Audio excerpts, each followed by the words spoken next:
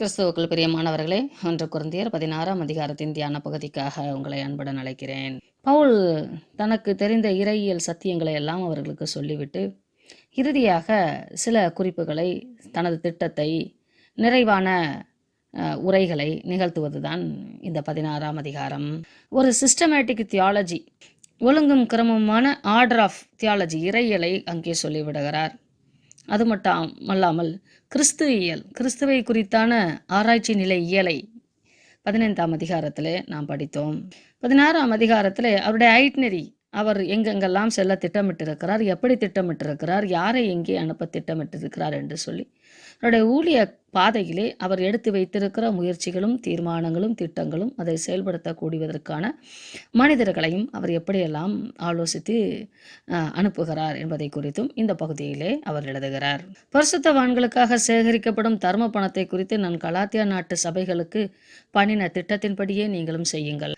காணிக்கை பணம் என்பது தேவனுக்காக நீங்கள் செலுத்துவது, அது பரிசுத்தவான்களுக்காக செலுத்தப்பட வேண்டியது. அதை மற்ற நாடுகளிலே நான் எப்படி ஆலோசனை கொடுத்திருக்கிறேனோ அதே போலவே நீங்களும் செய்யுங்கள். எல்லோருக்கும் ஒரே விதமான ஆலோசனையைத்தான் நான் கொடுத்திருக்கிறேன். அந்த ஆலோசனை என்னவென்றால், நான் உங்களிடத்துல பணத்தை சேகரித்து என்னுடைய நேரத்தை நான் விரயமாக்காதபடிக்கு நீங்கள் அவனவன் உங்கள் வாரத்தின் முதல் நாள் காணிக்கையை, அதாவது சம்பளத்தை காணிக்கையாக எடுத்து வைத்து நான் வருவதற்குள்ளாகவே அந்த காணிக்கைகளை நீங்கள் சேகரித்து வைத்து விடுங்கள் என்று சொல்லி, தேவனுக்கென்றும் தேவனுடைய ஊழியத்திற்கென்றும், அதாவது 10 என்று சொல்லாமல் உங்களால் இயன்ற அளவு தேவனுடைய ஊழியத்திற்கென்று காணிக்கைகளை செலுத்துங்கள், எனக்கு கொடுங்கள் என்று பவுல் கேட்காமல், ஊழிய பாதைகளிலே செலவழிக்கத்தக்கதாக ஊழிய பாதையிலே ஓடிக்கொண்டிருக்கிற மற்ற புற பரிசுத்தவான்களுக்கு, மற்ற வேறே பரிசுத்தவான்களுக்கும் அந்த ஊழியத்தின் தேவைகளுக்கும் செலவு செய்யப்படுவதற்காக ஒவ்வொரு நாட்டு சபையும் காணிக்கை பணம் செலுத்தியது என்பதை பார்க்கிறோம். வருங்கால தேவைக்காக சேர்த்து வையுங்கள் என்று இந்த உலகம் கற்றுக் கொடுக்கும். ஆனால் ஆண்டுடைய வேத புத்தகம், நீ தேவனுக்கு காணிக்கை செலுத்தத்தக்கதாக சேகரித்து வை என்று சொல்லுகிறது. நான் உங்களிடத்தில் உங்களுடைய உபகாரத்தை நான் கேட்கவில்லை. எருசலேமுக்கு கொண்டு போகும்படிக்கு நீங்கள் தகுதி உள்ளவர்களாக யாரையெல்லாம் சொல்லுகிறீர்களோ அவர்களிடத்தில் நான் நிருபங்களை கொடுத்து அவர்கள் மூலமாக இந்த காணிக்கைகளை நான் கணக்கு வைத்து அனுப்புவேன் என்று சொல்லுகிறார். பவுல் எப்பொழுதுமே ஒரு திருச்சபையை நாட்டுவது அவராக இருந்தாலும், அந்த திருச்சபை எப்படி செயல்பட வேண்டும் என்று குறுகிய காலம் அங்கே காத்திருந்து கற்றுக் கொடுத்தாலும், அவர் எப்பொழுதும் கமிட்டியை, அந்த லோக்கல் லீடர்ஸை, சபை மூப்பர்களை உருவாக்குவார். அந்த சபை முப்பர்கள் மூலமாகத்தான் செயல்படுவார். அந்த சபை முப்பர்களுக்குத்தான் கடிதம் எழுதுவார். அந்த சபை முப்பர்களுடைய பேரிலே தான் ரசீது போன்று விநியோகிக்கப்பட்டிருக்கிறது. அவர்களிடத்தில் பெற்றுக்கொண்ட காணிக்கைகளுக்கு விவரங்கள் கொடுக்கப்பட்டிருக்கிறது. இப்படியெல்லாம் நீங்கள் அநேக காரியங்களை பவுலுடைய நிருபங்களிலே வாசிக்கும் போது புரிந்து கொள்ளலாம். ஒரு தன்னிச்சையான மனிதனாக, சர்வாதிகாரியாக அவன் செயல்படாமல் எல்லாவற்றையும் ஒரு குழுவினரோடு சேர்ந்து எல்லா இடங்களிலும் அப்படிப்பட்ட குழுவை நியமிப்பதும் அந்த குழுவினர் மூலமாகவே செயல்படுவதையும் நீங்கள் காணலாம். இது பணத்திலே மட்டுமல்ல, திருச்சபையின் அட்மினிஸ்ட்ரேஷனிலும் அப்படித்தான், திருச்சபை நிர்வாகிப்பதிலும் அப்படித்தான், திருச்சபையின் பணிகளிலே, ஆவிக்குரிய காரியங்களிலே போதகர்களை, அதாவது அப்போஸ்தலர்களை, போதகர்களை, அனுப்பப்படுகிறவர்களை நியமிப்பதும் அப்படித்தான். ஆலோசித்து அனுப்புவார், அறிமுகம் கொடுத்து அனுப்புவார், எப்படி அவர்களை, இந்த மனிதர்களை கவனித்துக் கொள்ள வேண்டும் என்பதையும் ஆலோசனை சொல்லி அனுப்புவார். இப்படி சபை மூப்பர்களோடு, சபை அங்கத்தினர்களோடு நல்ல உறவு நிலையிலே வைத்து கொண்டுதான் அவருடைய ஆளுமை திறமைகள் செயல்பட்டது. அது பணமாகட்டும், நிர்வாகமாகட்டும், அல்லது பிரசங்க காரியமாகட்டும், எல்லாவற்றிலும் ஒரு திட்டமும் தீர்மானமும் வைத்திருக்கிறவராய் காணப்பட்டார். இவர் ஒரு நல்ல எழுத்தாளர். தான் எங்கே போகிறேன், வருகிறேன், என்ன நடந்தது என்பதை எல்லாம் எழுதக்கூடியவர், டைரி எழுதக்கூடியவராக இருந்திருக்கிறார்.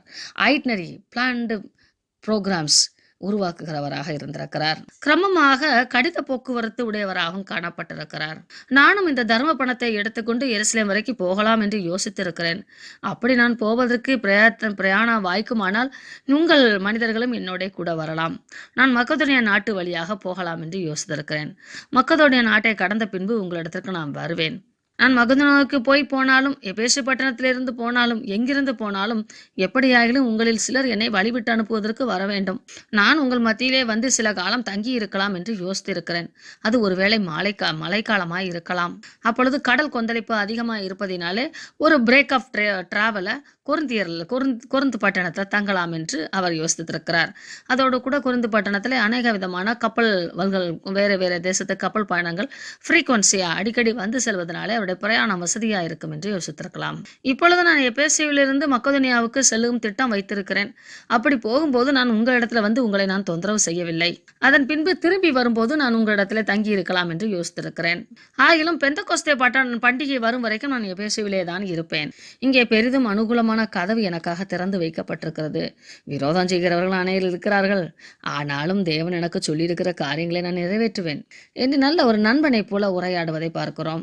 தன்னிடத்தில் வைத்திருக்கிற தீமோத்தேயுவை, இளம் வாலிபனை, இளம் ஊழியரை அவர்கள் எப்படி கனப்படுத்தி ஏற்றுக்கொள்ள வேண்டும் என்று ஒரு முதிர்ந்த ஊழியர் நல்ல ஒரு சாட்சியாக எழுதுகிறார். தீமோத்தேயு உங்களிடத்தில் வந்தானே ஆகில் நான் உங்களை உங்களிடத்தில் வருவதற்கு நான் திட்டம் வைத்திருக்கிறேன். அவன் அப்படி வருவான், ஆனால் அவன் பயத்தோடு உங்களிடத்தில் இருக்காதபடிக்கு நீங்கள் அவனை கனப்படுத்துங்கள். என்னை போல அவனும் கர்த்தருடைய கிரியை செய்கிறான். ஆதலால் நீங்கள் என்னை கனப்படுத்துவது போல அவனை கனப்படுத்துங்கள். அநேக வேளையில பேர் போன தலைவர்களுக்கு பின்னால ஓடுவோம். ஆனால் புதிய இளம் விசுவாசிகள், இளம் ஊழியர்களையோ கனப்படுத்த மாட்டோம், கேவலமாக ட்ரீட் பண்ணுவோம். அதில் ரொம்ப கவனமாக இருக்கணும். நம்ம தேவனுக்கு மோசையும் ஒன்று தான், யோசுவாவும் ஒன்று தான். மோசை என்று கொண்டாட மாட்டார், யோசுவா என்று கீழே தள்ளவும் மாட்டார். அவருடைய பணியை செய்கிற யாராக இருந்தாலும் அவர்களை கனப்படுத்துவார். இன்னும் ஒருபடி மேலாக நீங்கள் ஆலோசனை செய்து பார்ப்பீர்களா? மோசையை காட்டிலும் யோசுவாவை தேவன் மிகவும் நேசித்திருப்பார். யோசுவாவும் நானும் என் வீட்டாருமோ வென்றால் கர்த்தரையே சேவிப்போம் என்று அவர் பதிலுக்கு நேசித்திருப்பார். ஆதலால் மனிதர்களை நாம் பாகுபாடோடு கொண்டாடக்கூடாது. இந்த நிருபம் முழுவதற்கும் இதைத்தான் பவுல் திரும்ப திரும்ப எழுதுகிறார். 11ஆம் வசனம், இளம் ஊழியராகிய இந்த தீமோத்தேயுவை நீங்கள் ஏற்றுக்கொள்ளுங்கள். ஒருவனும் அவனை அற்பமாய் எண்ணாதிருங்கள். அவன் என்னை போல பாடுகள் அனுபவித்து கிறிஸ்துவுக்காக பிரசங்கிக்கிறான். என்னோடு கூட எருசலேமுக்கு காணிக்கை பணம் செலுத்துவதற்கு உங்கள் கொரிந்திலிருந்து சில சகோதரர்கள் வருவதாக நீங்கள் பிளான் பண்ணி இருக்கிறீங்க இல்லையா, ஆலோசனை செய்திருக்கிறீர்கள் அல்லவா? அவர்கள் வரும்போது தீமோத்தேயுவை திருப்பி அனுப்பிவிடுங்கள். ஏனெனில் அவன் வந்தால்தான் எனக்கு நிம்மதியாக இருக்கும். என்னிடத்தில் வரும்படிக்கு அவனை சமாதானத்தோட வழி அனுப்பிவிடுங்கள். இப்பொழுது எபேசுவிலே அப்போலோ தங்கி இருக்கிறார். இதை நம்ம அப்போஸ்தலர் நடபடிகளில் வாசிக்கும் போதும் கற்றறிந்தோம். எபேசுவிலே அப்போலோ தங்கி இருப்பதினாலே பவுல் எப்போ அப்போலோவிட்ட கேட்டிருக்கிறார், நீர் கொரிந்துக்கு போறீராயா? இப்போ தீமோத்தேயு போறாருல, அவரோட சேர்ந்து நீ போறீரா அப்படின்னு கேட்டிருக்கிறார். அப்போ அப்போலோ சொல்லிட்டாரு, வேண்டாங்க, ஏற்கனவே ரொம்ப கன்ஃபியூஷனாக கிடக்கு, நீ நானும் போய் கன்ஃபியூஸ் பண்ணலை, நான் போகல அப்படின்ட்டார். அப்புறம் போய்க்கிறேன், கொஞ்சம் அமைதியாகவும் போய்க்கிறேன் அப்படின்னு சொல்லியிருக்கிறார். சகோதரன் ஐயா அப்போலோவை குறித்தோவெனில் சகோதரோடே கூட உங்களிடத்தில் வரும்படி அவனை மிகவும் வேண்டிக் கொண்டேன். ஆகிலும் இப்பொழுது வர அவனுக்கு மனதில்லை. அவனுக்கு நற்சமயம் உண்டாயிருக்கும் போது வருவான். அதாவது ஊழியர்களுக்குள்ளே சண்டை இல்லை. ஊழியர்களை இவர்கள் பிரித்து கொண்டு சண்டை போடுகிறார்கள், விசுவாசிகள் பிரித்து கொண்டு சண்டை போடுகிறார்கள். உலக பிரகாரமான ஒரு உதாரணங்களை நாம் பார்க்கும்போது எம்ஜிஆர், சிவாஜி என்று அந்த மன்றங்கள், ரசிகர் மன்றம் வைத்துக்கொண்டு அவங்க 2 பேரும் ஃப்ரெண்ட்ஸாக இருப்பாங்க. அவங்க வீட்டு கல்யாணத்துக்கு இவர் போவார், இவர் வீட்டு கல்யாணத்துக்கு அவர் வருவார். வைர மோதிரம், வைர நெக்லஸ், பணம், மொய்யெல்லாம் செஞ்சுப்பாங்க. இவர் அவரை கனப்படுத்துவார், அவர் இவரை கனப்படுத்துவார்.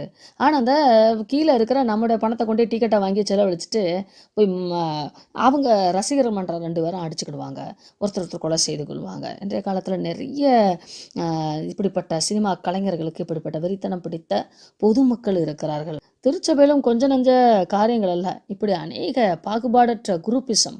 கிறிஸ்துவை பின்பற்ற வேண்டிய நாம் இப்படி மனிதர்களையும் இந்த உலக பிரகாரமான மக்களுடைய வாழ்வையும் பின்பற்றுகிறோம் என்பதில் மிக வேதனையாக இருக்கிறது.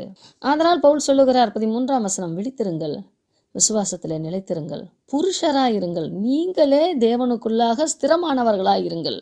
சிலர் இருக்கிறார்கள், பேசும்போதே எனக்கு அவரை தெரியும், எனக்கு இவரை தெரியும், அவர் எனக்கு அப்படி சொல்லி கொடுப்பார், இவர் எனக்கு இப்படி சொல்லி கொடுப்பார், ஐயோ அவருடைய தரிசனம், ஐயோ இவருடைய சாட்சி என்று சொல்லி மனிதர்களுடைய ஆவிக்குரிய வாழ்க்கையிலே தங்களுடைய வாழ்க்கையை ஓட்ட பார்ப்பார்கள்.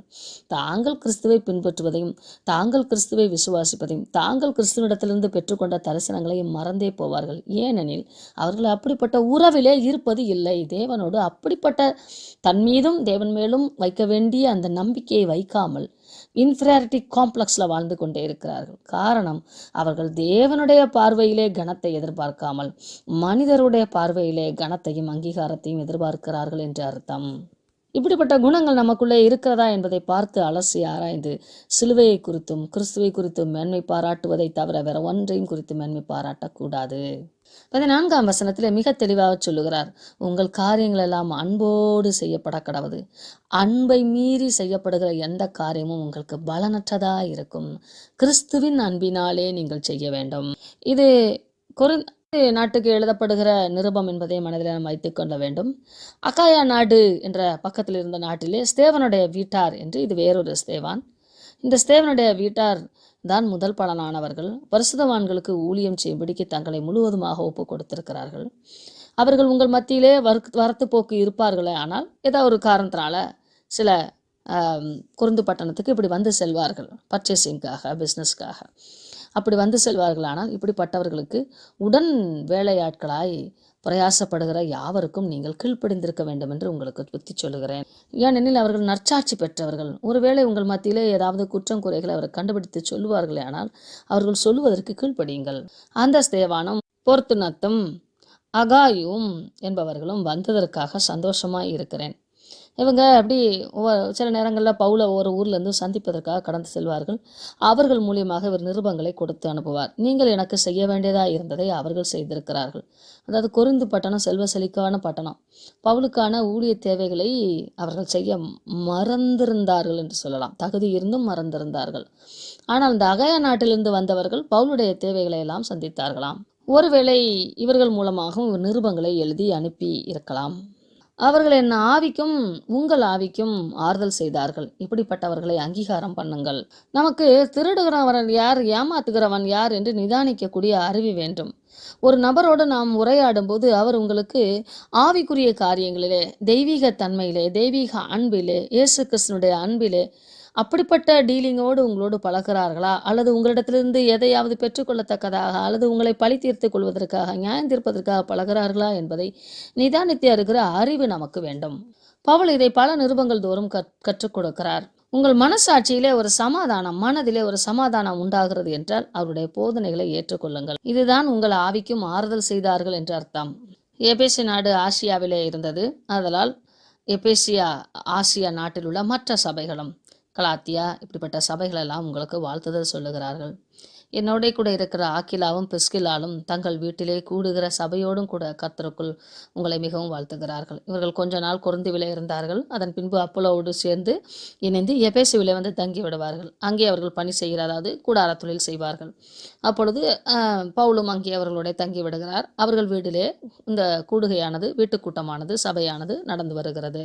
இப்படி ஆங்காங்கே திருச்சபைகளில் இருக்கிற சகோதரர்கள் எல்லோரும் உங்களை வாழ்த்துகிறார்கள். ஒருவரை ஒருவர் பரிசுத்த முத்தத்தோட வாழ்த்துங்கள் என்று பிரத்யேகமாக அவர் இந்த இடத்துல எழுதுகிறார்.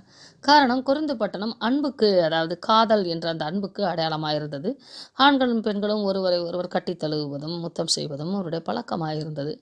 அதை அவர் பரிசுத்தமாய், அதாவது அந்த கலாச்சாரத்தை நீங்கள் பரிசுத்தத்தோடு வாழ்த்துங்கள் என்று சொல்லுகிறார். அசுத்த எண்ணங்களோடு இச்சைகளோடு அல்ல, பரிசுத்தமாய் அதை அனுசரியுங்கள் என்று சொல்லுகிறார்.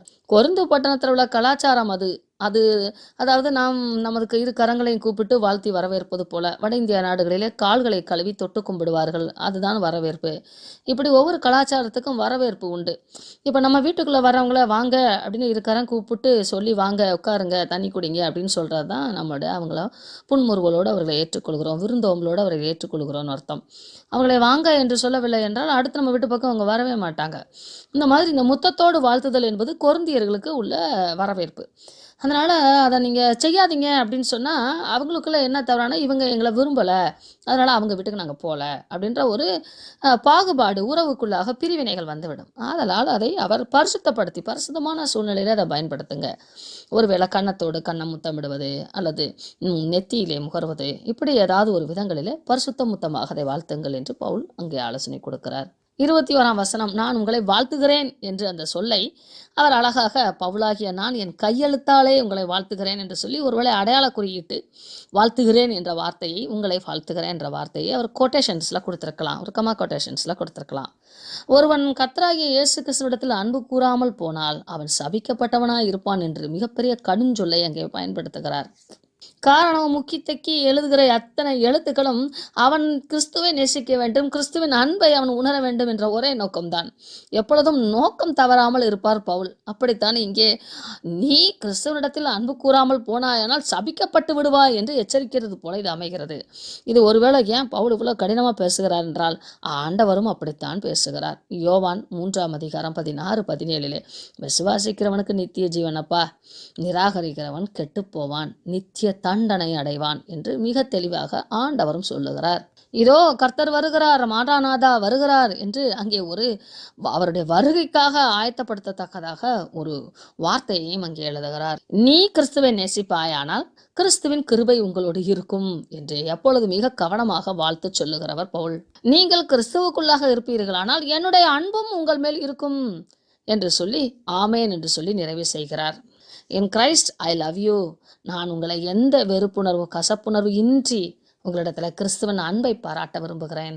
மாராநாதா என்ற சொல் கடைசியாக அவர் எழுதியிருக்க வேண்டும். அரேமி மொழியிலே மாராநாதா என்று கூறப்படுவது ஜெபமாகவோ அல்லது கிறிஸ்தவர்கள் மத்தியிலே வாழ்த்துதல் சொல்லக்கூடிய ஒரு வார்த்தையாகவோ அமைந்திருக்கலாம். இஸ்ரவேலர்களுக்குள்ளே ஷபத் ஷாலோம் என்று சொல்லுவது போல புதிய ஏற்பாட்டிலே கிறிஸ்தவர்களுக்கு மத்தியிலே மாராநாதா, இயேசு கிறிஸ்து வருகிறவராக இருக்கிறார், வருகிறவராகிய கர்த்தர் என்று சொல்வது போல வாழ்த்துதல் சொல்லை அவர்கள் பயன்படுத்தியிருக்க வேண்டும்.